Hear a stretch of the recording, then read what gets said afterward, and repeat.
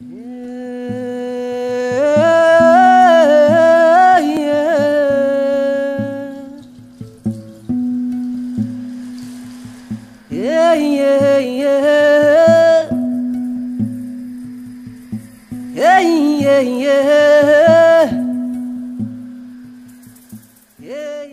suis Louisa Babary, je suis plasticienne, je suis également contributrice pour la revue Africada, première revue francophone, africaine, dédiée à l'art contemporain, africain et des diasporas, mais également l'art des territoires qu'on peut appeler du Global South.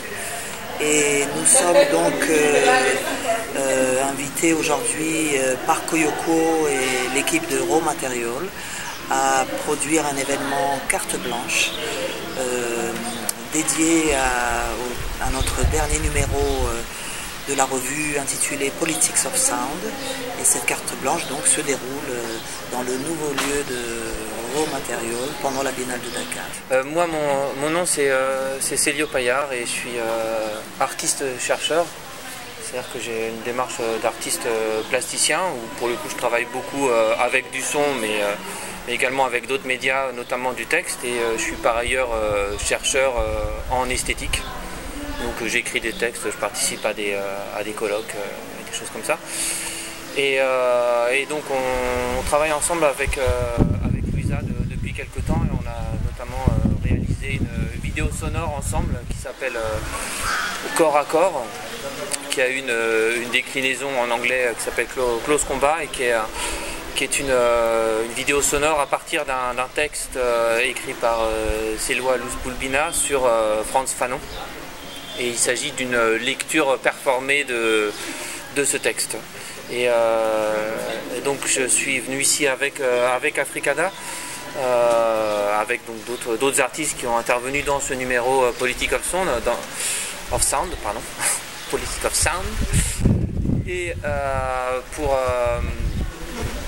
pour lequel aussi j'ai écrit un article avec un collègue à moi qui s'appelle Frédéric Matveet, et on a une revue en ligne qui s'appelle L'Autre Musique, www.l'autremusique.net, qui est une revue sur les arts plastiques et les arts sonores. Et dans ce cadre-là, on a fait une pièce sonore à deux mains, en se passant la balle une personne après l'autre, et cette pièce sonore est à la fois diffusée dans le mix général qu'on a proposé dans l'exposition, qui est un mix de différentes pièces sonores des artistes de la revue Politics of Sound, qu'on a appelé Razor Créolisation Mix. C'est à la fois un hommage à John Cage, son Razor Mix, qui était une idée de mettre ensemble plusieurs pièces sonores. À l'origine c'était les siennes, pour aussi laisser le hasard jouer et faire qu'il y ait des rencontres en fait entre ces différents sons.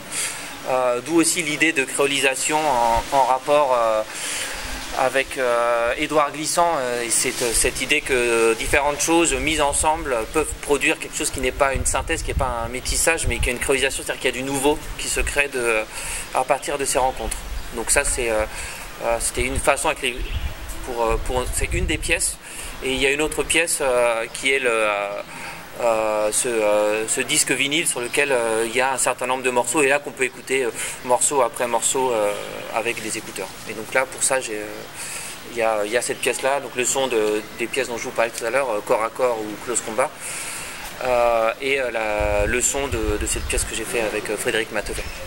Ainsi que le travail de Julien Creuset, qui est donc un artiste d'origine martiniquaise, sélectionné dans les artistes, la soixantaine d'artistes présents pendant la Biennale, et ainsi que le travail d'Arthur Simonini, qui est un compositeur.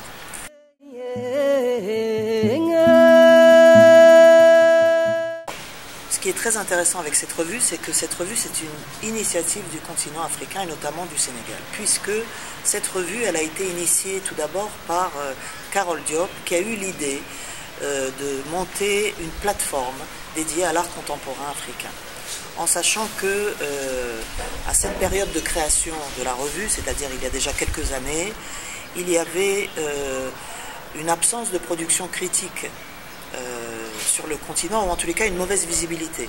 et qu'il y avait beaucoup de revues anglophones qui étaient nées avec des initiatives évidemment africaines, mais également un financement de pays anglophones et de pays d'Afrique anglophone. Et Carole Diop a eu l'idée de porter donc une plateforme de présentation d'artistes contemporains africains à partir de Dakar. Et puis cette idée a rencontré également une artiste d'origine camerounaise, Pascal Obolo, résidente à Paris, et elles ont créé ensemble une revue à partir de cette plateforme initiée par Carole Diop, une revue qui s'appelle Africada, qui est donc une revue en ligne africaine d'art contemporain, francophone dans un premier temps, mais également bilingue, puisque nous sommes au 10e numéro et que pour certains numéros, les articles sont parfois même à 70% en langue anglaise. C'est une revue qui longtemps n'a pas été financée, qui a été vraiment une initiative à la fois et d'artistes et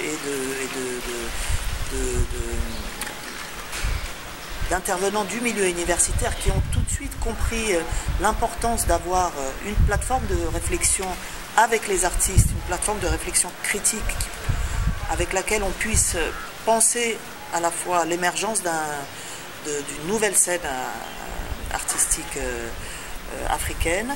Et nous avons pu, au fil des années, donc produire 10 numéros, dont Politic of Sound, le dernier numéro, qui est le plus important en volume, et surtout donc faire le pont avec un milieu universitaire qui a compris l'intérêt de travailler avec des artistes pour à la fois redéfinir, inventer une vision de ce que pouvait être et l'histoire en général, l'histoire de l'art en particulier, les géographies et puis l'analyse aussi des phénomènes artistiques en Afrique et dans cet espoir.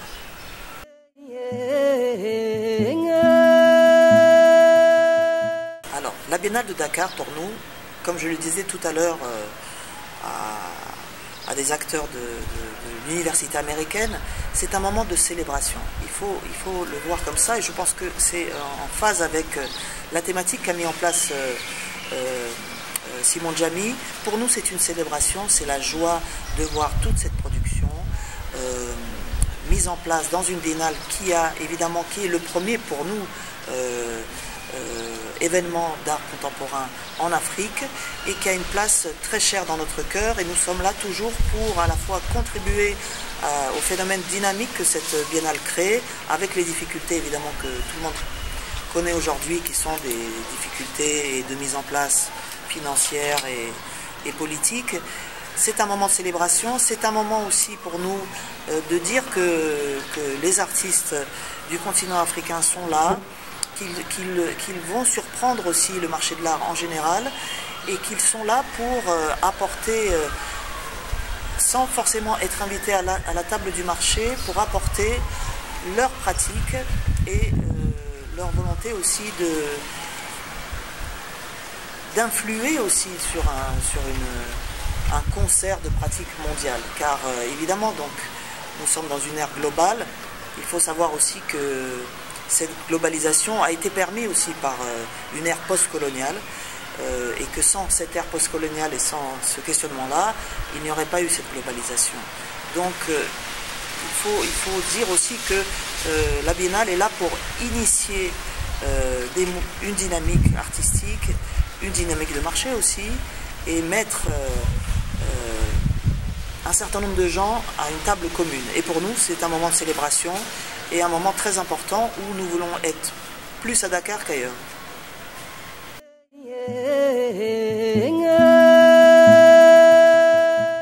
Alors, écoutez, c'est une question qui aborde évidemment la question de la politique culturelle.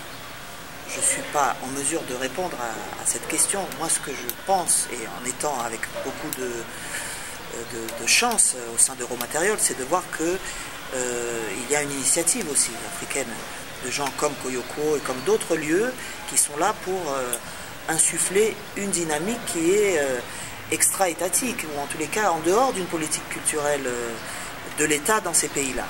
Maintenant, de mon point de vue, nous sommes aussi avec Célio qui a donc cette revue qui s'appelle L'autre musique, nous sommes aussi des artistes entrepreneurs, c'est-à-dire que nous mettons en place des structures et des dynamiques qui intègrent la dynamique du marché, ou en tous les cas qui la contournent, mais qui est en amont, en aval, en dessous, au-dessus de cette dynamique. Et c'est aussi le prix d'une indépendance par rapport à tout ce qui peut être produit par le marché. Nous contribuons par nos pratiques à créer justement des dynamiques culturelles en Afrique et dans les territoires de la diaspora. Et d'ailleurs, en ce qui concerne la revue Africada, c'est une revue qui a été depuis le début soutenue par disons, le continent africain dans un entendement général, c'est-à-dire par également la diaspora afro-américaine, mais également la Biennale de Dakar qui nous a soutenus, et beaucoup d'institutions africaines, Syndicat d'Okolo en Angola dernièrement. Donc il y a des acteurs culturels africains qui sont là pour soutenir cet effort de pratique artistique en Afrique. Donc on compte sur le continent, on compte sur les dynamiques qui viennent du continent. Et la Biennale de Dakar est vraiment un événement qui entérine aussi cette volonté de regarder le monde à partir de l'Afrique et pas forcément toujours à partir des autres ensembles géographiques. C'est possible en tous les cas, et il faut aller dans ce sens. Et c'est, je pense, qu'a voulu aussi porter Simon Djamil dans son rapport à cette programmation.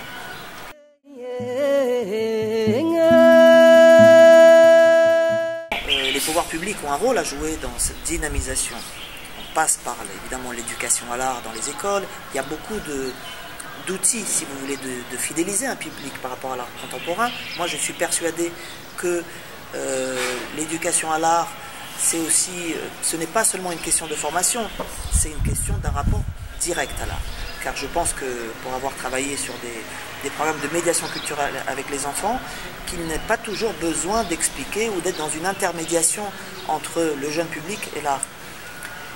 Il faut faire des partenariats avec pas seulement les écoles, mais également des communautés urbaines. Il faut que l'art puisse aussi, comme le fait très bien l'association sénégalaise Cartiosan, pour pouvoir être en inclusion et intégrer les gens. Comme évidemment c'est le souhait d'Euromatérial de créer un centre de ressources pédagogiques qui est fondamental pour faire venir le public et pouvoir justement échanger sur les thématiques artistiques. Et c'est en ce sens-là que le travail d'Euromatérial est fondamentalement important et évidemment intéressant dans une nouvelle médiation qui se met en place. Car il ne suffit pas d'avoir une médiation culturelle pour fidéliser le public, il faut autre chose. Je ferais bien juste une petite... Sur un autre plan, je suis d'accord avec cette idée, des inégalités sociales dans le rapport à l'art, c'est évident que c'est très important. Mais là-dedans, il y a... la façon de dire démocratiser l'art, je vois pas comment les gens qui décident ce qu'est l'art pourraient le démocratiser. Parce que en fait, c'est un moyen de pouvoir, l'art aussi, quelque part. Donc il y aura une forme de condescendance à vouloir démocratiser l'art. Après, c'est une question de savoir, est-ce que l'art est si important que ça dans la société? Oui, évidemment, là on est dans le cadre de la Biennale, donc on va dire que oui, l'art est important. Puis moi je suis artiste, donc je vends mon beefsteak, quoi. Mais après, fondamentalement, qu'est-ce qui nous dit que l'art est un truc si important? Et du coup, qu'est-ce qui nous dit qu'il faut le démocratiser? Ça se trouve, il faudrait peut-être carrément s'en débarrasser. Donc c'est aussi une question de se mettre aussi au même niveau vis-à-vis de l'art. Il y a des gens qui peuvent trouver ça bien, des gens qui peuvent ne pas trouver ça bien. En tout cas, c'est pas évident que les personnes qui décident ce qu'est l'art doivent expliquer aux autres ce que c'est. Et les personnes qui ne sont pas sensibles à l'art peuvent très bien ne pas être sensibles à l'art, et alors pourquoi pas? Ils peuvent trouver ça nul, pourquoi pas? Mais c'est juste cette idée-là la démocratie, elle se prend en bas, quoi. Elle se prend c'est soi-même on le fait. S'il y a quelque chose où on veut que ça soit démocratisé, il faut que ce soit les gens qui le fassent, quoi. Je peux pas démocratiser pour les gens. Je veux dire, j'aimerais bien, quoi. Mais est-ce que je vais pas leur imposer mon propre point de vue? Du coup, il ne ferait que suivre mes goûts, quoi. Et les leurs là-dedans, c'est quoi? De quoi eux ils ont envie.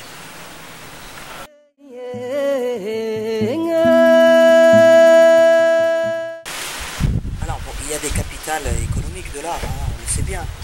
Mais depuis quelques années, l'Afrique est aussi traversée par des points cardinaux de l'art contemporain.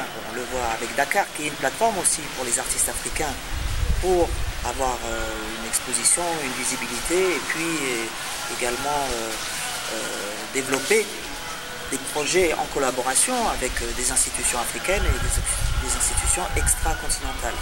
Il faut savoir qu'aujourd'hui,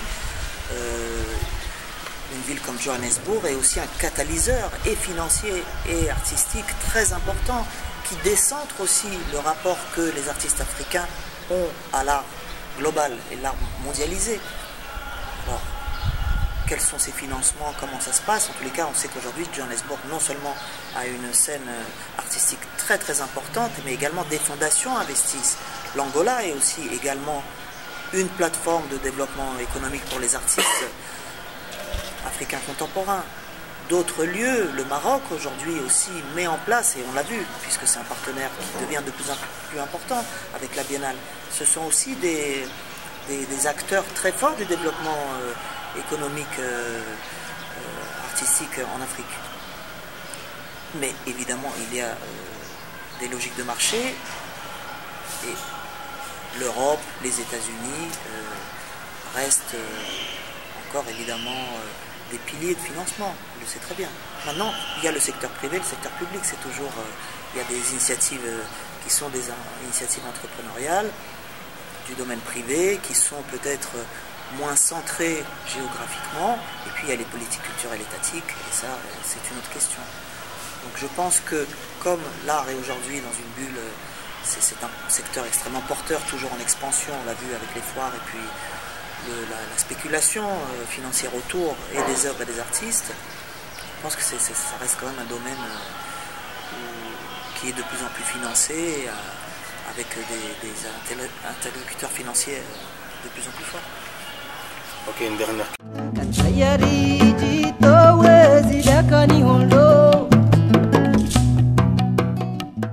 Moi, ce qui m'a toujours marqué dans la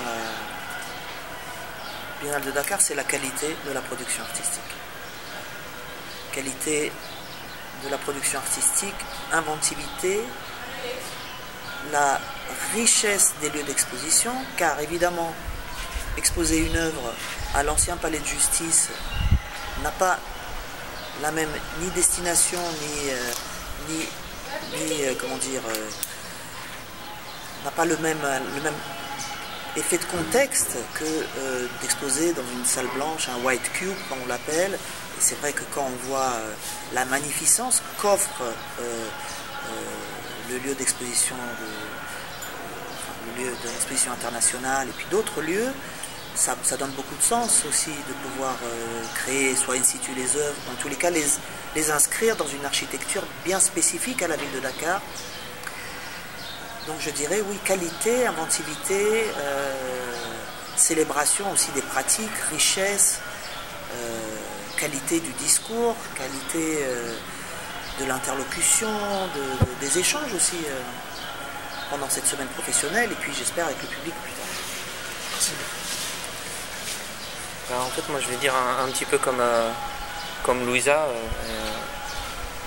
Enfin, tout ce que j'ai vu jusqu'à maintenant, j'ai vraiment trouvé ça super en fait, juste simplement quoi. Et pour revenir à la question de la reconnaissance internationale, en fait, bon, je trouve ça top en fait. Je sais pas, est-ce qu'il y a besoin spécifiquement de plus de reconnaissance que le fait que c'est vachement bien et qu'on a vu des, enfin, j'en prends juste ça, qu'on a vu des trucs très variés, très aboutis, touchants, très différents, avec plein de techniques différentes. Enfin, je sais pas, il y a aucune question à se poser, à savoir est-ce que ça serait de, je sais pas quoi, de l'art africain, de l'art d'ici, de l'art de là-bas. C'est juste des super œuvres, de super artistes. Et en soi, comme expérience, enfin, je sais pas, je pense pas. Je me suis pas une seule fois dit que c'était de ceci, de cela, que ça ne s'accéderait pas à tel ou tel niveau dans le monde de l'art d'un point de vue général. C'est juste des super boulots par des super artistes. Après, qu'ils viennent d'ici ou de là-bas, finalement, peu importe quoi, parce qu'ils font du super boulot. Du coup, il n'y a pas besoin de demander à accéder à une quelconque reconnaissance, parce que c'est top déjà quoi. Je ne vois pas pourquoi ils s'abaisseraient à demander de reconnaissance, puisque c'est déjà super.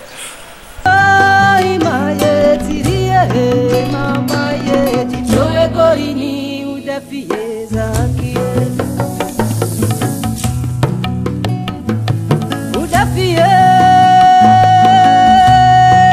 udafie za haki udafie za haki bomona maye